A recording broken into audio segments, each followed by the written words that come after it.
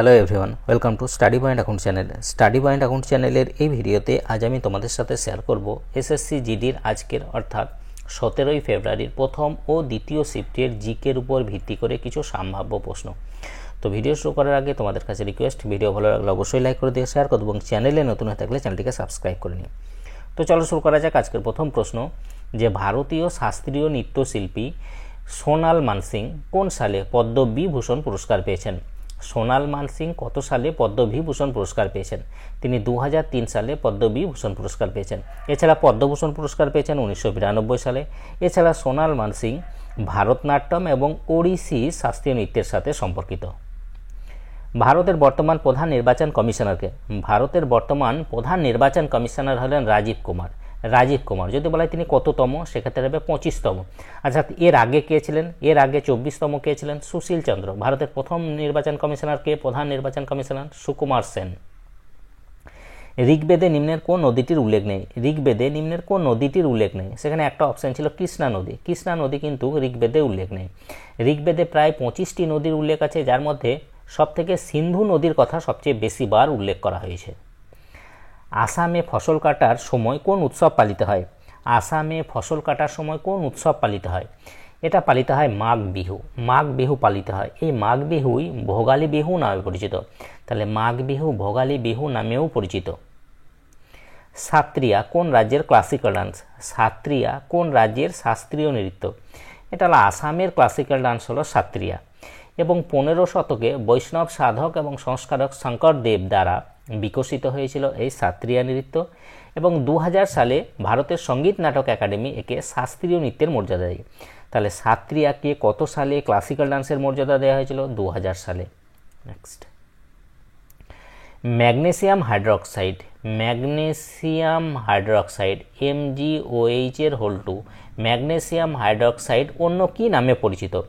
প্রথমত ম্যাগনেসিয়াম হাইড্রোক্সাইডের সংকেত হলো MgOH এর হোল2। এটা অন্য কি নামে পরিচিত? এটা মিল্ক অফ ম্যাগনেসিয়া নামে পরিচিত। অর্থাৎ মিল্ক অফ ম্যাগনেসিয়ামের যদি সংকেত জিজ্ঞাসা করা হয়, সেটাও হবে এই MgOH এর হোল2। 2024 সালের অক্টোবর পর্যন্ত দিল্লির মুখ্যমন্ত্রী কে ছিলেন? 2024 সালের অক্টোবরে দিল্লির মুখ্যমন্ত্রী কে ছিলেন? তিনি হলেন আতিশি মার্লেনা ছিলেন দিল্লির মুখ্যমন্ত্রী।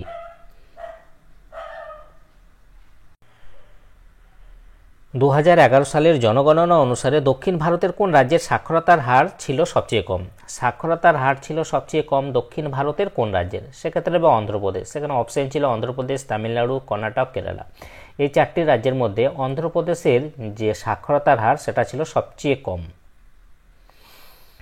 সর্বজনীন সত্য ধর্ম গ্রন্থের রচয়িতাকে? সর্বজনীন সত্য ধর্ম গ্রন্থের রচয়িতা হলেন জ্যোতিরাও গোবিন্দরাও ফুলে হলেন এই গ্রন্থের রচয়িতা। কুইন ছবির লন্ডন ঠুমকা গানটির সিঙ্গারকে?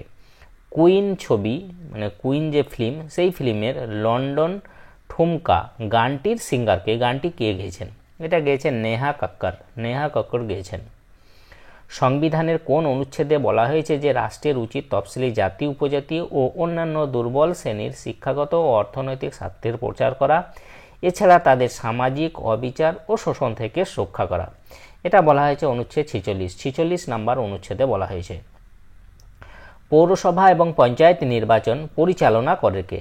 পৌরসভা এবং পঞ্চায়েতের যে নির্বাচন, এটা পরিচালনা করে রাজ্য নির্বাচন কমিশন পরিচালনা করে পৌরসভার ভোট এবং পঞ্চায়েত ভোট। নেক্সট, প্রায় 250 থেকে 50 মিলিয়ন বছর আগে ভারত মহাসাগরের আগে কোন মহাসাগরের অস্তিত্ব ছিল? ভারত মহাসাগরের আগে কোন মহাসাগরের অস্তিত্ব ছিল? এটা ছিল টেথিস মহাসাগর। পঞ্চম পঞ্চবার্ষিকী পরিকল্পনায় কিসের উপর জোর দেওয়া হয়েছিল? দেখো, পঞ্চম পঞ্চবার্ষিকী পরিকল্পনায় কর্মসংস্থান, দারিদ্র্য দূরীকরণ এবং ন্যায় বিচারের উপর জোর দেওয়া হয়েছিল। এছাড়া এই পরিকল্পনায় কৃষি উৎপাদন এবং প্রতিরক্ষায় স্বনির্ভরতা অর্জনের দিকেও নজর দেওয়া হয়েছিল। 2023 সালের এশিয়ান গেমসের উদ্বোধনী অনুষ্ঠানে ভারতের পতাকা বহনকারী কে ছিলেন? 2023 সালের এশিয়ান গেমসে উদ্বোধনী অনুষ্ঠানে ভারতের হয়ে পতাকা বহনকারী কে ছিলেন? তিনি হলেন হরমনপ্রীত সিং এবং লাভলিনা বরগোয়েন। হরমনপ্রীত সিং এবং লভলিনা বরগোহাইন ছিলেন উদ্বোধনী অনুষ্ঠানে পতাকা বহনকারী। সমাপ্তি অনুষ্ঠানে পতাকাকে বহন করেছিলেন সেক্ষেত্রে হবে পি.আর. শ্রীজেশ। ভক্তি প্রদীপ কুলকার্নি কোন খেলার সাথে সম্পর্কিত? ভক্তি প্রদীপ কুলকার্নি কোন খেলার সাথে সম্পর্কিত? তিনি দাবা খেলার সাথে সম্পর্কিত। যদি বলা হয় তিনি কোন রাজ্যের অন্তর্গত, সেক্ষেত্রে হবে গোয়া রাজ্যের অন্তর্গত। এছাড়া 2022 সালে তিনি অর্জুন পুরস্কারও পেয়েছিলেন।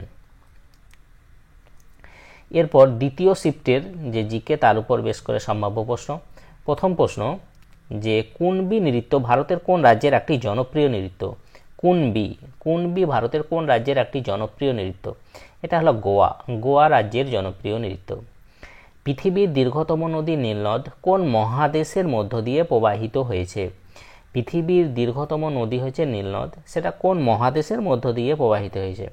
এটা হয়েছে আফ্রিকা মহাদেশের মধ্য দিয়ে প্রবাহিত হয়েছে। কোন ট্রান্সজেন্ডার মহিলাকে 2019 সালে ভারতনাট্যমের জন্য পদ্মশ্রী পুরস্কারে সম্মানিত করা হয়েছিল? কোন ট্রান্সজেন্ডার মহিলাকে 2019 সালে ভারতনাট্যমের জন্য পদ্মশ্রী পুরস্কারে সম্মানিত করা হয়েছিল? এটা করা হয়েছিল নর্তকী নটরাজকে 2019 সালে ভারতনাট্যমের জন্য পদ্মশ্রী পুরস্কারে সম্মানিত করা হয়েছিল।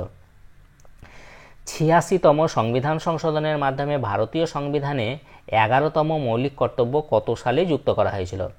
11তম যে মৌলিক কর্তব্য সেটা কত সালে যুক্ত করা হয়েছিল এই 86তম সংবিধান সংশোধনের মাধ্যমে? এটা হয়েছে 2002 সালে যুক্ত করা হয়েছিল। এবং এই সময় ভারতের প্রধানমন্ত্রী কে ছিলেন? সেক্ষেত্রে অটল বিহারী বাজপেয়ী ছিলেন ভারতের প্রধানমন্ত্রী। ভারতীয় ভারোত্তোলক কর্ণম মালেশ্বরী কোন সালে রাজীব গান্ধী খেলরত্ন পুরস্কার ভূষিত হন? ভারতীয় ভারোত্তোলক কর্ণম মালেশ্বরী কোন সালে রাজীব গান্ধী খেলরত্ন পুরস্কারে ভূষিত হন? তিনি 1999 সালে রাজীব গান্ধী খেলরত্ন পুরস্কার পান এবং তিনি এই পুরস্কারপ্রাপ্ত প্রথম ভারতীয় মহিলা যিনি রাজীব গান্ধী খেলরত্ন পুরস্কার পেয়েছেন এই কর্ণম মালেশ্বরী। এই রাজীব গান্ধী খেলরত্ন পুরস্কার চালু হয়েছিল 1991-92 সালে এবং পরে বলতে এই 2021 সালে এই রাজীব গান্ধী খেলরত্ন পুরস্কারের নাম পরিবর্তন করে রাখা হয়েছে মেজর ধ্যানচাঁদ খেলরত্ন পুরস্কার।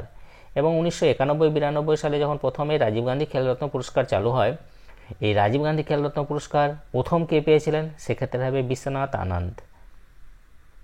নেক্সট, প্রশান্ত চন্দ্র মহলানবিশ কোন ক্ষেত্রের সাথে সম্পর্কিত ছিলেন? প্রশান্ত চন্দ্র মহলানবিশ অর্থাৎ P.C. মহলানবিশ কোন ক্ষেত্রের সাথে সম্পর্কিত? তিনি ভারতীয় বিজ্ঞানী এবং পরিসংখ্যানবিদ। নিম্নের মধ্যে কে আলিগড় আন্দোলনের নেতৃত্ব দিয়েছিলেন? তিনি হলেন স্যার সৈয়দ আহমেদ খান আলিগড় আন্দোলনের নেতৃত্ব দিয়েছিলেন। রাজ্যে পরিকল্পনা বোর্ডের চেয়ারম্যান কে হন? রাজ্যের মুখ্যমন্ত্রী। নভেম্বর 2024 আন্তর্জাতিক সৌর জোটের তৃতীয় মহানির্দেশক হিসাবে কে নিযুক্ত হন? নভেম্বর 2024 আন্তর্জাতিক সৌর জোটের তৃতীয় মহানির্দেশক হিসাবে কে নিযুক্ত হন? তিনি হলেন আশিস খান্না নিযুক্ত হন। 2024 সালের আগস্টে আমেরিকায় ভারতের রাষ্ট্রদূত হিসাবে কাকে নিযুক্ত করা হয়েছে? 2024 সালের আগস্টে আমেরিকায় ভারতের রাষ্ট্রদূত হিসাবে কাকে নিযুক্ত করা হয়েছে? এটা করা হয়েছে বিনয় মোহন কোয়াত্রাকে নিযুক্ত করা হয়েছে। ক্রিকেটে বলের যে ওজন সেটা কত হয়? 155.9 গ্রাম থেকে 163 গ্রামের মধ্যে হয়। 155.9 গ্রাম থেকে 163 গ্রামের মধ্যে হয় এর ওজন, ক্রিকেট বলের ওজন। নবভারত সাক্ষরতা কর্মসূচি কোন সালে শুরু হয়েছিল?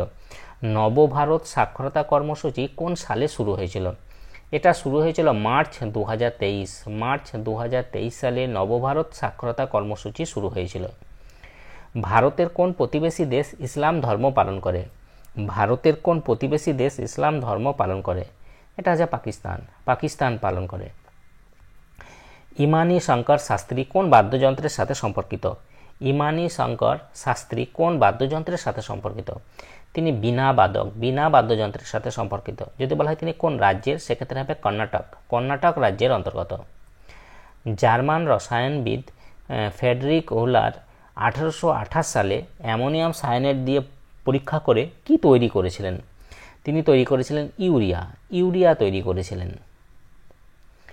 রে ও বুড়িবুট উৎসব কোন রাজ্যে পালিত হয়? রে এবং বুড়িবুট উৎসব কোন রাজ্যে পালিত হয়? এটা পালিত হয় অরুণাচল প্রদেশ। রে এবং বুড়িবুট যে উৎসব সেটা পালিত হয় অরুণাচল প্রদেশে। যে তাপমাত্রায় একটি পদার্থ জ্বলতে শুরু করে তাকে বলা হয়, যে তাপমাত্রায় একটি পদার্থ জ্বলতে শুরু করে তাকে কি বলা হয়? তাকে বলা হয় ইগনিশন টেম্পারেচার বলা হয়। তো এই ছিল আজকের প্রথম ও দ্বিতীয় শিফটের উপর ভিত্তি করে কিছু সম্ভাব্য প্রশ্ন। যদি তোমাদের ভিডিওটা ভালো লাগে অবশ্যই লাইক করে দিয়ে শেয়ার করো এবং চ্যানেলে নতুন না থাকলে চ্যানেলটিকে সাবস্ক্রাইব করে নিও। তাই যে পর্যন্ত, ওকে, বাই।